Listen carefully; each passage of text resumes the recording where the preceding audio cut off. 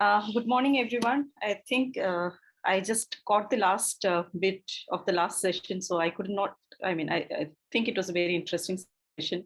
Unfortunately, I could not join. So, without further ado, let me welcome all our panelists and all of the audience to this session. I would request the panelists to confine their remarks to 7 minutes so that we have enough time for discussions.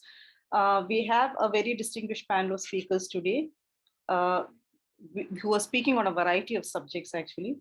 Let me start in the order in which the brochure is printed. I'll first call on Dr. Mohammad Absar Alam, who's Assistant Professor at the MKS College, MN Michela University. He will be speaking on the economic cause of conflicts in South Asia. Sir, the floor is yours. I want to share my yeah. I want to share my this presentation basically. Yes, you can directly click on share screen and share it, sir. Yes. So share full screen, entire screen. Okay.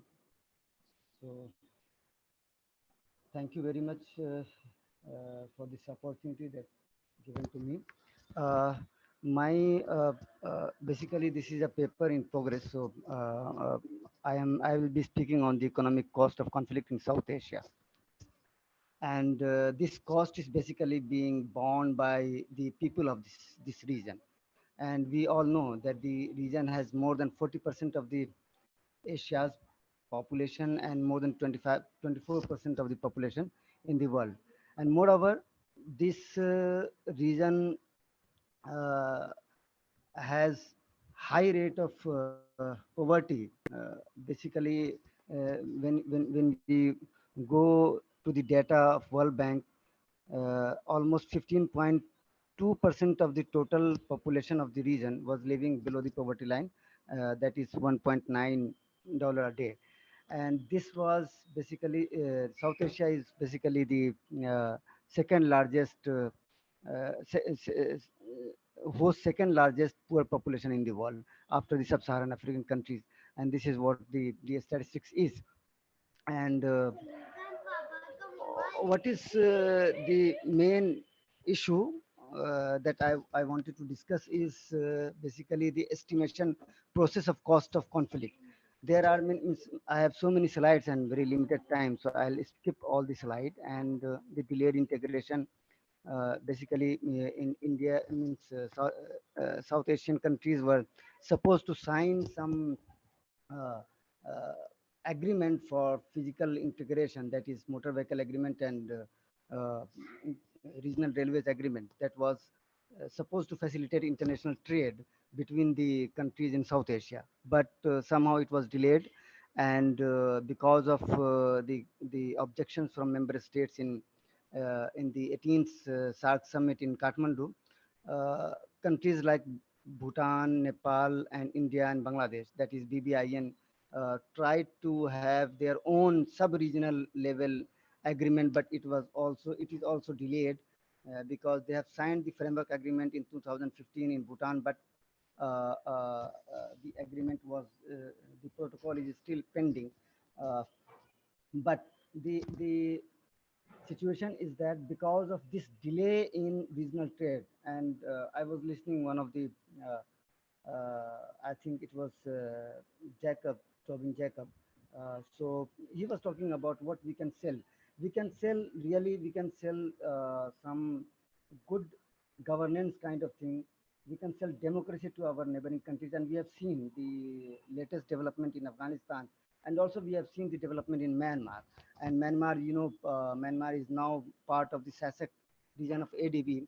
Means ADB also has some South Asian sub-regional cooperation process uh, through which ADB gives financial support to the sub-region, and Myanmar is become the part of South Asia, but it's still not part of SAARC. However, we have seen the problem, the conflict that is coming in Afghanistan and also in Myanmar and also sometime in Pakistan and all other countries. So once the region is unstable politically, the impact goes to the people of the region, and that is basically the people are suffering from the fact that they are not able to get able to get benefits of regional cooperation, development cooperation that is uh, visualized, that we envisaged in SARC, in the establishment of SARC. So thus, these all create cost, trade cost, create high trade cost, and leads to the higher prices of commodities received by the people of the region, because the regional trade facilitation is marred by conflict between states, and therefore the people of the region is supposed to import from other region, because the cost of trade from other countries and other region is very low. And this is one of the example of that, that India's trade cost with South Asian countries is very high compared to vis-a-vis compared to China, Germany, and Singapore.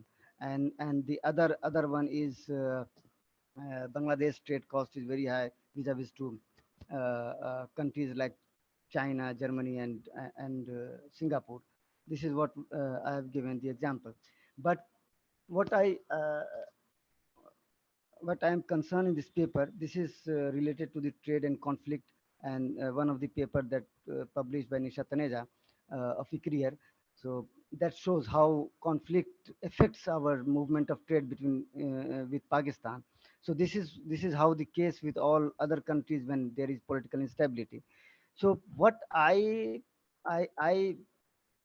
did in this paper, this is in progress, that I took development indicators as a panel data for all the countries from 1995 to 2019, for all South Asian countries. Development indicators include that, like education index, health index, income index, and overall human development index. And the independent variable that I choose is political stability, and I try to find out whether the political stability positively affect the development indicators or not. So I have run the panel data regression, and this is totally statistical analysis. So I'll not go through the all process that I did in the calculation, but I'll uh, stick to the finding. Finding is that political stability has in this region, particularly I have also taken Myanmar into the analysis. So this suggests that the political stability over the period of time has negative and significant impact on education index, and that is the fixed panel regression. This is the calculation that I did for my paper. So this shows that there is a significant impact and negative impact of political instability on education, and also on uh, the last one is human development index. But the other things like income index and health index is not being affected by the political stability index of the World Bank. So the two kind of data is used. One is the Human Development Index of UNDP. The other is the Political Stability Index of World Bank, from the World Bank Governance Index. This result shows that uh, South Asia is still have to invest something in political stability, so that the political stability can significantly and effectively uh, just a minute. Excuse me. Excuse me.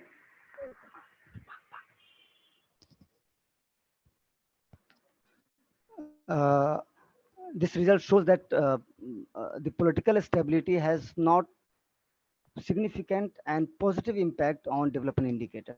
Therefore, South Asian region, particularly countries like Afghanistan, Pakistan, Myanmar, and somehow the other countries like Nepal, should invest in its political stability, so that their development outcomes can be positive and beneficial for the region. So this is what I did as a for my paper, and what I found that a statistically significant and negative impact of political instability on education index. My conclusion is that this country must invest in their political stability so that their development outcomes will be good for the people of the region, and that is why I conclude that this is one of the cost of the non-cooperation in the region.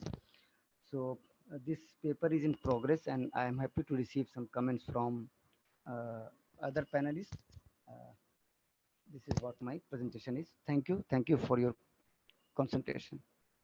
Thank you, Dr. Yeah. Alam, for a very interesting paper and a very interesting methodology that you used. Yeah, I think part of the problem is lack of integration, which flows from lack of trust in the in the region. I'm sure there are going to be some questions for you at the end of this, but let me move on to the next presentation.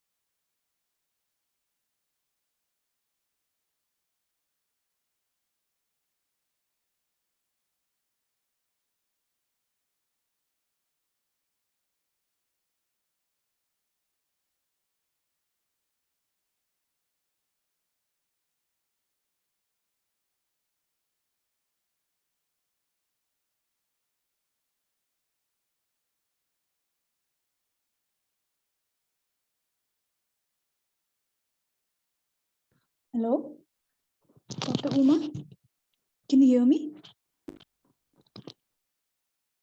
Yeah, I just lost my connection for a moment. What is the situation now?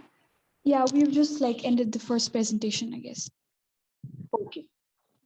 Sorry, I lost my connection for a moment. Electricity went off. I think that is something that is endemic to South Asia. Anyway, so let us move on to the next presentation. The next presentation is by Dr. V. Srilata and Sharat Chandra. Dr. Srilata is Associate Professor at the University College for Women, and Chandra is Research Scholar in University College for Women. They'll be speaking on the politics of inland navigation in South Asia. Over to you, Dr. Srilata and Sharat Chandra. Is it going to be, who is going to be speaking? A very good morning. This is Dr. Srilata. Sharat will be presenting the paper. It's his first presentation. So I think we're looking forward for that. Good luck, Sharat. Sharat, continue.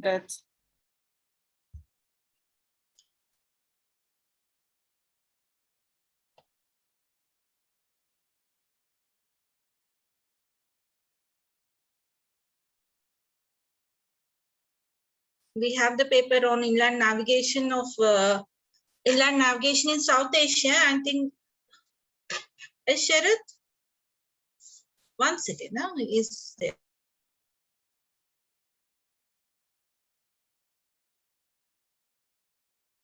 He says he is unable to mute himself. Yes, ma'am. Am I audible to everybody? Yes, yes. Yes, ma'am. Please go Thank you. ahead. Thank you very much. Shall I continue like this or should I start my video? If you are having data problems, it's fine. I mean, you can switch off your video. Madam is here, so it's fine, I guess. Okay, thank you, ma'am. My name is Sharat Chandra. I would be presenting on politics of inland navigation in South Asia. Now, inland navigation is a mode of transport where trade is done through inland waters such as rivers, lakes, canals within a country or sometimes between two or more countries sharing a particular river or rivers. Now, unlike railways, this is not a new means of transportation as it has been in vogue since time immemorial. Trade and transport through rivers and streams have helped expand civilizations and empires in the past and has served as a good indication of how strong the national economy is. Now, India, coming to South Asia, we will just focus on India because India happens to be the biggest nation, occupying more than 70% of the geographical area here. India had a history of inland trade through major rivers, most particularly through Ganga and Brahmaputra. Now, throughout the past, these areas are amongst the fertile, the Gangatic Plain, the Brahmaputra Valley. And during the British period, when the railways were first introduced, the major form of trade throughout the country was still inland trade.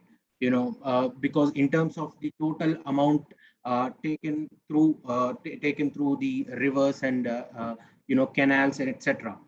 Now, during the British period, this was also the most affordable and secure because unlike on roadways where you had the problem of banditry and unlike railways, which were very elitist in nature and were used mostly by the British and they were not widespread. So this was the most important, means of transportation. Now, the old routes of navigation in India starts in the upper reaches of northern India and would go on to the Calcutta port. This was through to the river Ganga.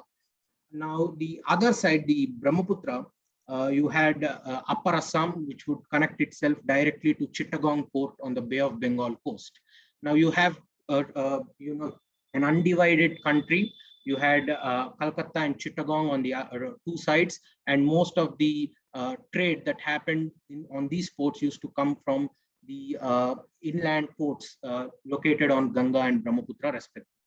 Now, the end of the British rule obviously led to the partition of the country, and this has cut, the major trade routes.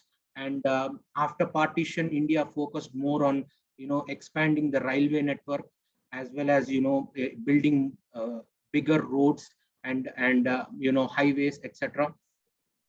Now, if you look at the country has around 138 river systems, creek, estuaries, related canal systems, etc. Now, however, if we observe the total trade done through inland waterways, it is just about 4% when compared to, say, China's at 47%. Now, the European countries, most of the developed countries in Europe, have a very advanced, system of navigation through waters. You have the Danube going through, Central Europe.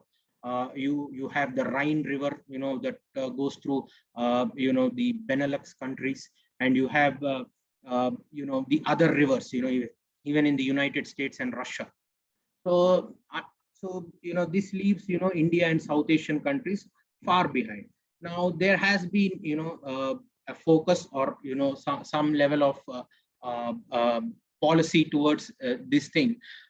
We had several national waterways that have been developed across India. Now, the first major one was the National Waterway 1 or the Ganga Bhagirathi Hooghly system, which actually it was envisaged in the 1980s, late 1980s, but it has had a renewed focus in recent times. In 2018, a multimodal terminal was inaugurated in Varanasi with a plan to connect the city and the neighboring Prayag to Bihar, right up to Haldia port in West Bengal. Now, this will reduce, obviously, the traffic on railways, and it will increase, the speeds the general problem with railways in India is that, the speed of a railway, a particular, train is much slower because you have a lot of congestion, you have a lot of trains going on a particular track. So you had reduced speeds. So, if we can diversify this particular system, we can, effectively quicken up our railway network. Now, in 2016, the Parliament of India obviously has passed the National Waterways Act, which has declared around 111 rivers, stretches, creeks, etc. as national waterways. And of these, major ones are in Ganga and Brahmaputra, which is obviously the National Waterway 1 and Waterway 2. Now, let's come to the economic and strategic imperative. Now, I'll just focus on the Brahmaputra one because it obviously involves Bangladesh in this. And the economic cost or economic, this thing is that the inland transportation is much more cost effective in nature. It is cheaper and it is more affordable, as you can transport a larger goods over a given distance at a fast, at a more, effective manner when compared to railways and roadways. For example, a governmental study in 2014 by Rights stated that 1 liter of fuel moves around 24 tons on road per kilometer, while on railway it is 95 tons per kilometer. While on inland waterways, it goes up to 215 tons. So clearly, if it is about, increased trade, as most South Asian countries are developing countries, we will see an increase in trade in the future. This form of, navigation, will be a much more efficient one. Now, if we look at the cost, it is much lower when compared to, say, highways, where you have toll tax that is collected. Then, if we consider, the Brahmaputra national waterway, we find that, the original plan was to link, Sadia, which is located right on the border of Arunachal Pradesh and Assam, the states in the northeastern parts of India, right up to Dhubri, which is at the border between Assam and Bangladesh. This was, the national plan. That was the linkage of this thing. Now, Bangladesh has also developed its own waterways on the Meghna River, which Sharath, is the, if I could interrupt here for a minute, can you wind Yes. up soon, because we have 2 more presentations and not enough time actually. okay, ma'am, thank you. The national, the main focus of the National Waterway 2 is essentially strategic in nature, because we have BIMSTEC, we have BBIN. Now, BIMSTEC is obviously the Bay of Bengal Initiative for Multi-Sectoral Technical Economic Cooperation, and you have BBIN, which is the Bangladesh, Bhutan, India, Nepal initiative. Now, this will propel the northeastern part of the country into the, as a manufacturing hub, as an important gateway to the east for India, and this will also reduce the, the strategic aspect when it comes to China. China has essentially surrounded northeastern India through Bhutan, through the BRI project, where in Bangladesh, Nepal, Bhutan, etc. All of these countries have had, closer political relations with the Chinese. So India has utilized, this inland waterway system to its strategic advantage. Now, if you look at the other side, obviously we have the Ganga, the National Waterway 1, which has been linked to the Sagarmala and dedicated freight corridors. As we know, the northern states, the eastern states, are among the poorest parts of our country. You have Uttar Pradesh, Bihar, West Bengal. These states have, the problem of land acquisition. So you don't have easy access to bigger highways, railways, etc. So it is better to connect it through rivers and river channels, so that, the landlocked states are connected to the ports. So, this has been the plan. India has signed protocols with Myanmar and Bangladesh to connect Kolkata, the Kolkata port, to the northeast of India, as well as to Myanmar and Bangladesh, and you know to the international destinations as well. You have Seychelles, Madagascar, and Jaffna, three ports that have been identified as potential contacts with the inland ports in these countries, in these parts of South Asia. Now, just to conclude, I will just say that there are some problems regarding the environmental commitments. There are issues regarding that, and we have livelihood, affecting livelihoods on the river banks, being affected by the trade, especially if you have foreign companies coming in. Then you have the regulatory framework problem. Much of the regulatory framework is designed by the union governments or the central, the national governments, rather than the local and provincial governments in the respective states. So yeah, I will just stop here, and I thank for giving me this opportunity. Thank you, Sharath and Dr. Srilata. Interesting presentation. Again, I think it links to the first presentation in terms of there being this lack of integration because of connectivity issues, partly because of connectivity issues as well. Let me move on to the third presentation. The third presentation is by Dr. Renu Keer. She's an assistant professor at the University of Delhi. She'll be speaking on India's response to the Rohingya crisis, examining through the realist lens. Dr. Renu Keer, you're sharing your screen. Okay. Yeah, thank you, ma'am. Good afternoon, everyone. Sorry, good morning, everyone.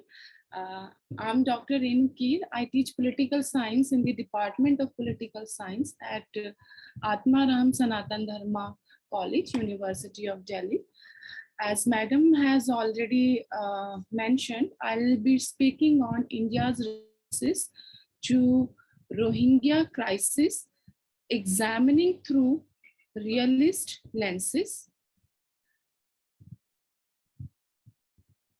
Well, I have divided this presentation into following sections: the introduction, objective, research question, and of course, India's response to Rohingya crisis, which is the main content of today's presentation.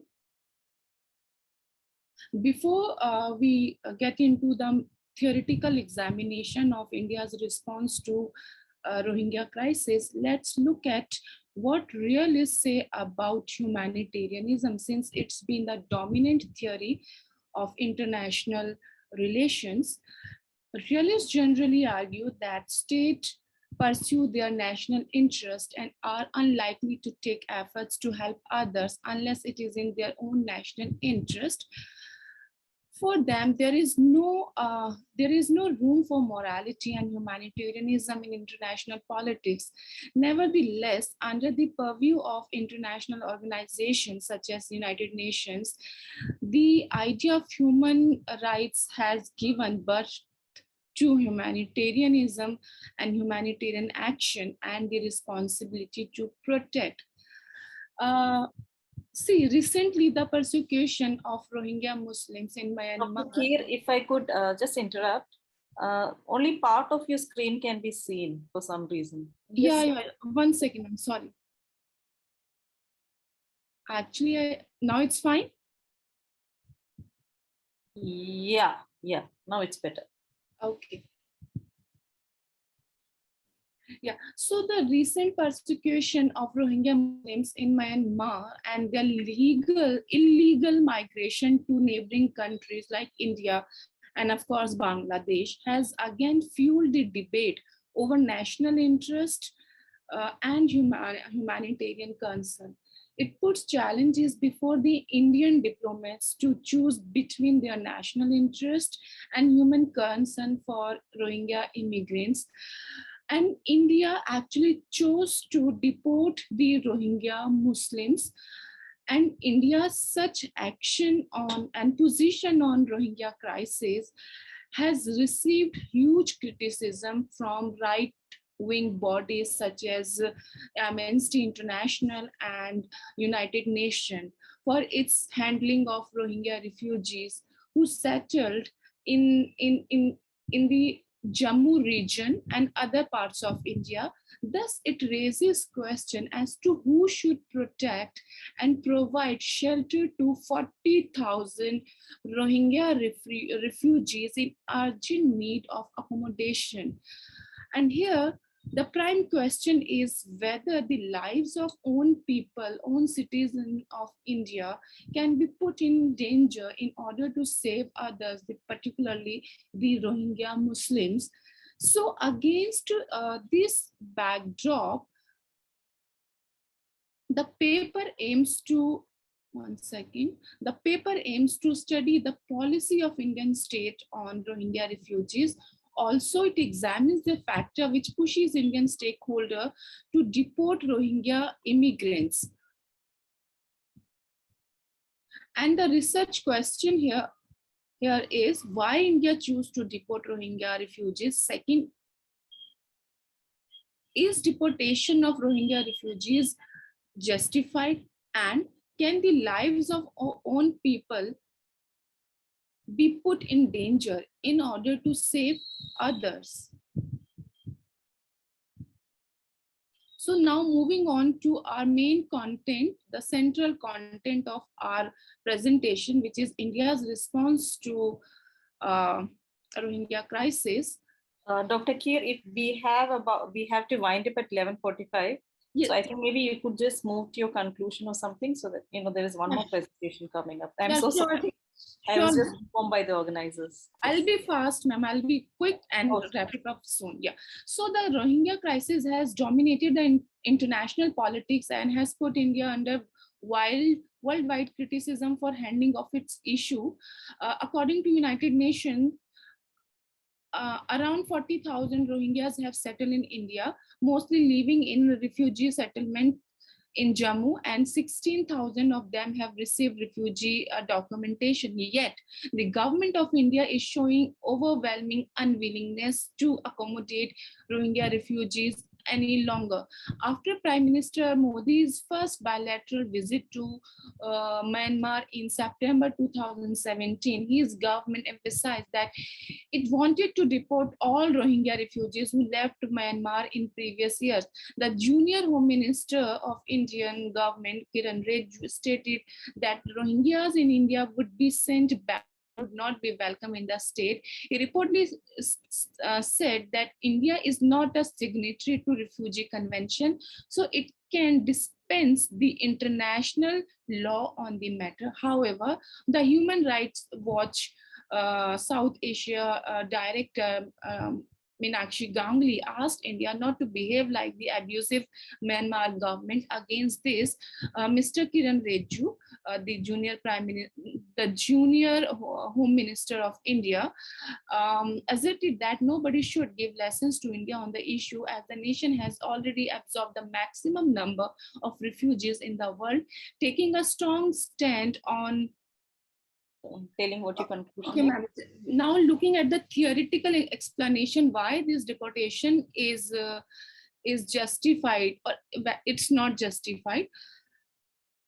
Yeah, so see, there are number of factors which suggest that deportation is justified and India cannot accommodate the refugees. First, it is the prime responsibility of Myanmar government to control, to regulate, and to resolve its internal conflict and secure the Rohingya Muslims of Rakhine state. However, if such a responsibility is not met, then it yields to international responsibility to protect the sufferings of the victims of Rohingya crisis. Therefore, it is up to the international community, specifically the United Nations High Commissioner on Refugees and other international organizations to take up the issue and intervene. The reason behind this is that, ma'am, the screen has some, oh yeah. Yeah, so therefore it is up to the international community, specifically United Nations High Commission on Refugee, to safeguard the Rohingya crisis and the refugees.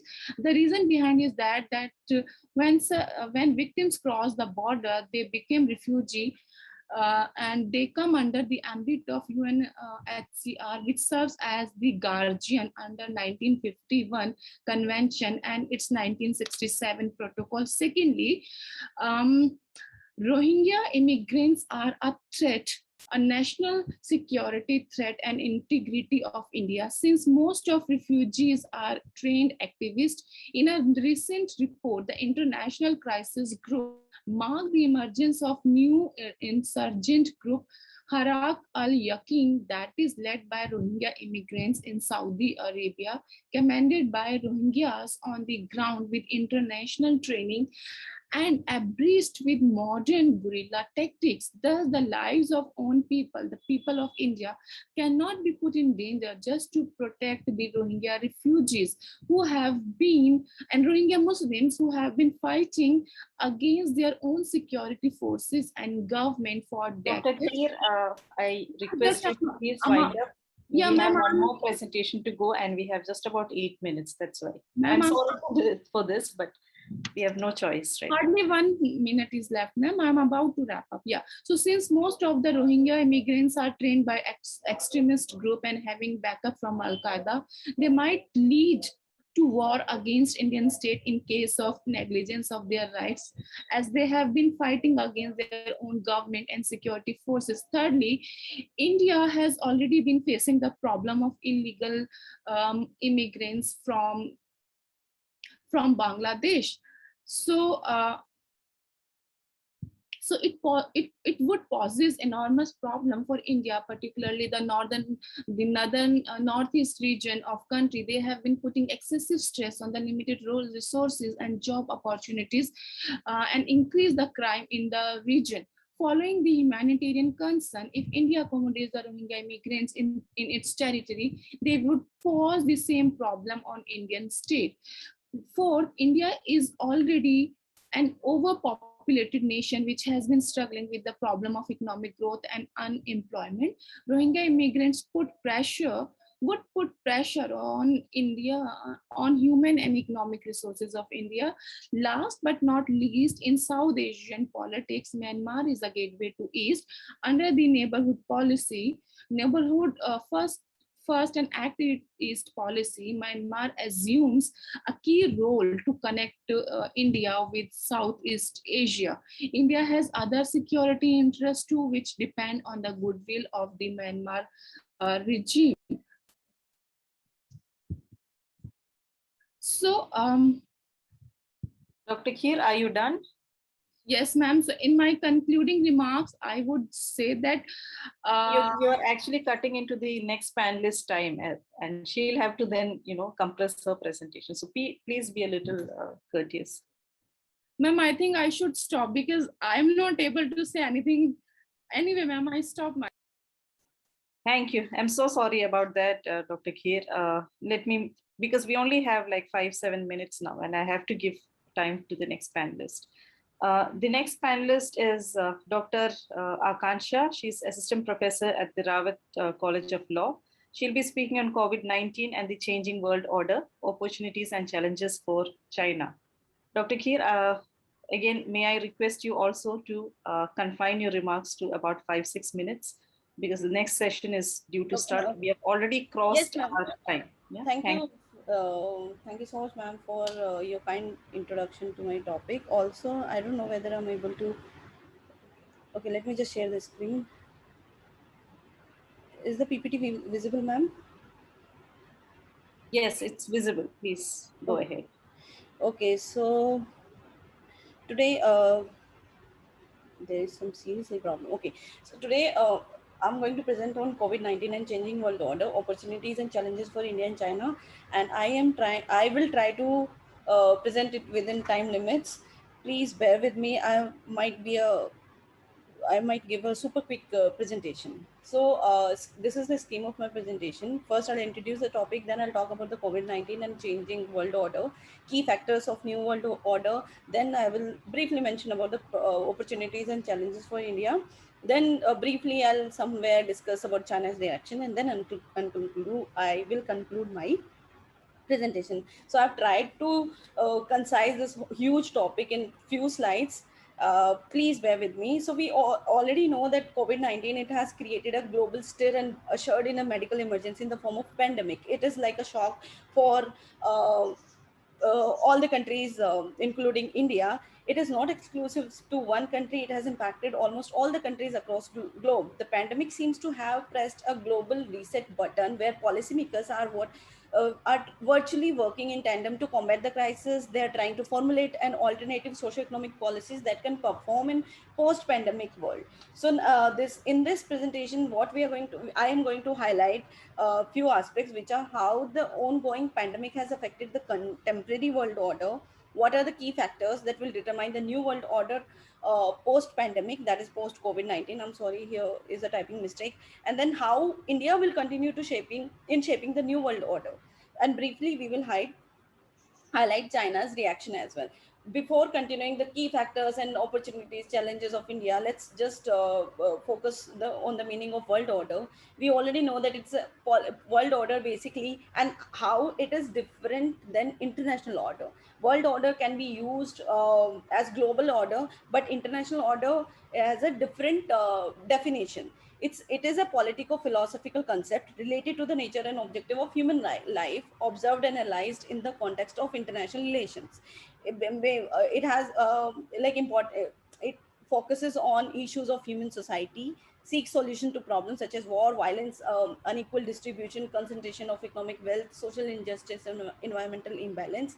According to Baylis and Smith, the concept of world order, it does not only deals with issues of international relations, but it is about bilateral relations or relations among nation states.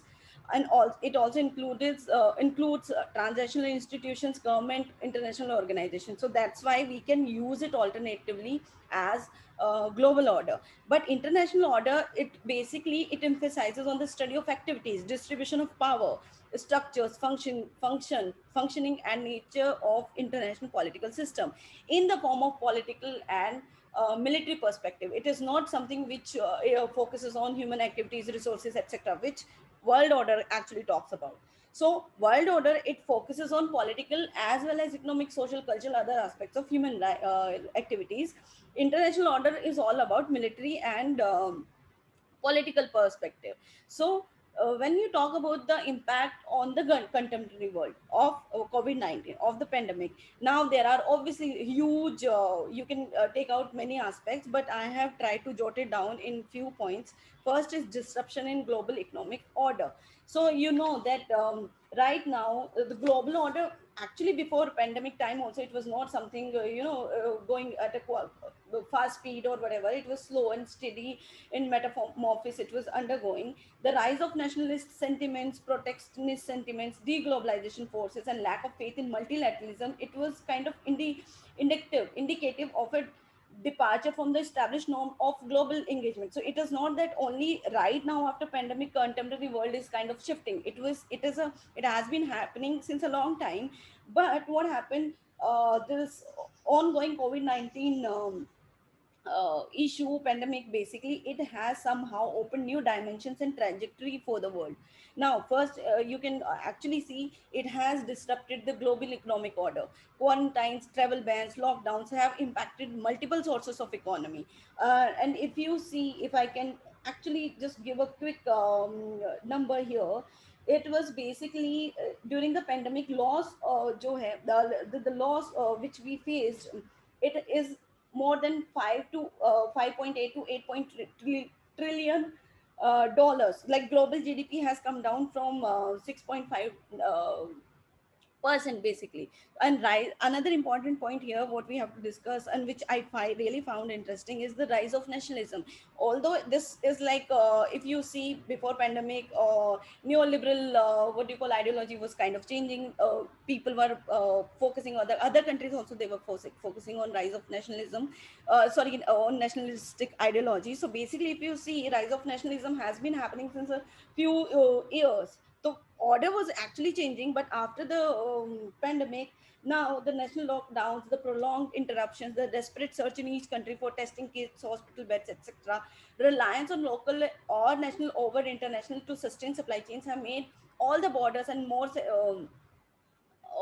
have all made borders and more salient features of international politics again. This is what something has become more important. Like people have started uh, you know, trusting their local as well as national you know, policies or features instead of international. Retreat of globalization with closed borders, grounded flights, decline in immigration, and a massive dip in global trade and neoliberal model of economic globalization has suffered a severe reversal. So globalization, already people are losing faith, but slowly with time, and especially in the pandemic time, it is, you know, kind of reversing. uh, we are having this reversing globalization.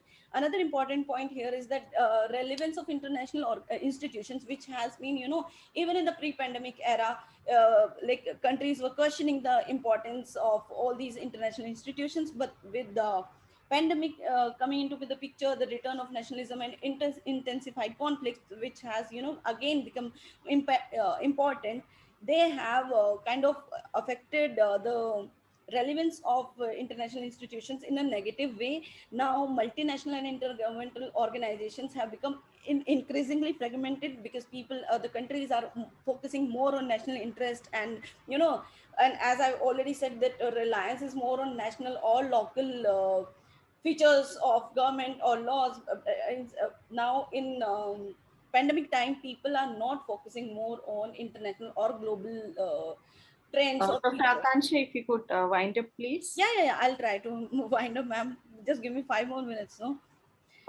No, Yeah, we yeah. don't So have 5 minutes. here, if you see, China has used this opportunity of its faster recovery, fragile global situation. We have amplified role of technological development in pandemic time, and this has somehow threatened global social safety and security. Also, somehow violence against women and human rights have spiked, both which are the harbingers of other forms of violation. Now, another positive impact of pandemic is that it has renewed focus on protecting global environment and ecosystem. Now, these are the few deciding factors or key important factors which are going to decide the new world order, which has been changing. We all know that geoeconomics now, globalization, supply chains, trade, economic relations have, you know, effect. The effect of COVID-19 has been there on these certain aspects. We countries are, you know, kind of looking more inward looking. They are looking into what do you call national economies more. Focus has been shifted to more on geopolitics, and geopolitics also, again, it is facing challenges. Earlier it was like US and USSR binaries, like countries have to choose between US and USSR. Now it's more like China and US. And also I would say that it is not something which has been decided upon. It is it's not that US has come up as a winner or China has come up as a winner. So this is not like, it has definitely affected geopolitics. We don't have the specific blocks or power blocks which we have to choose. Resurgence of aid diplomacy has happened. China's mask diplomacy and India's potential to manufacture generic drugs. You can actually take the example now. Multilateralism also, again, the same thing. Like it has somehow weakened the global institutions. Focus has more on technology. There is possible spike in different forms of discrimination. People have used the term new age racism, where societies, you know, kind of losing the faith in liberal policies. Lockdowns and travel restrictions have, you know, somehow they could potentially legitimize the rhetoric around border walls. But I wouldn't say that it is going to be, you know, permanent, because once this it passes, I'm sure it will somehow it will normal order of travel and telecommunications, it will resume. Now India's Dr. Well, Akanshi, how- can you please wind up, because the next panel Yeah, is India already- can use this opportunity in diplomacy and collaborate. A leadership role, we can leverage soft power and promote in its philosophy of Vasudhaiva Kutumbakam, especially under Modi era. So this is somehow is going to benefit India. So if we can, like in my conclusion, I'll just say that strong multilateral cooperation is needed to, overcome the post this pandemic era, and we need to, somehow counter the both and work towards global economic recovery. Thank you so much. But it was very quick, I hope. Thank you, Dr. Akansha, for that interesting presentation. There are no questions in the chat box, and I'm not going to make any concluding remarks because the next panel is already here and we've already taken some of their time. On behalf of the panel, I would like to thank NIES for giving the opportunity to the speakers. And on my behalf as well, thank you, Pramod, for inviting me. Thank you, everyone. And I hope the next couple of days is as interesting as this day has been. Thank you so much.